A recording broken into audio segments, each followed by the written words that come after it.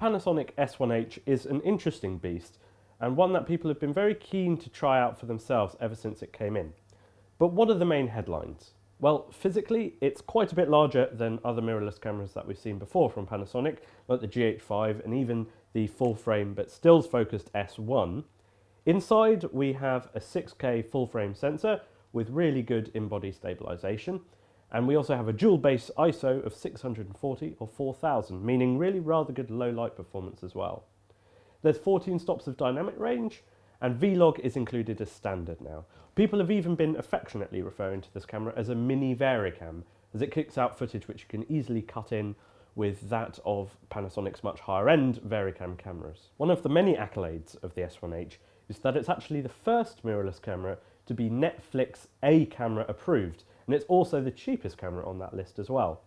And knowing that Netflix have had a nosy around this camera and given it the all clear, that does give you a little bit of confidence in its ability. You can record 6K in a 3:2 aspect ratio up to 24 frames per second, which is good for anamorphic shooting, or 5.9K up to 30 frames per second in a more traditional 16:9 format.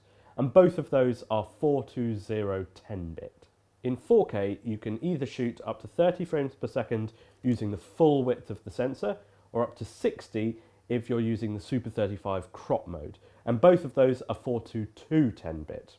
There's also quite a few options for high frame rate if you're shooting in 1080p. All of the above can be recorded without any 30-minute time limit, and to either or both of the dual SD card slots that we have. And the risk of overheating has been mitigated because we have a near-silent fan, which explains why this camera is a bit chunkier than others. There's also an articulating screen, which is very welcome, as well as multiple record buttons, little touches that just help with the overall usability. Autofocus is something worth thinking about. With native lenses, it works continuously, albeit not quite as well as other rivals like the Sony A7 range.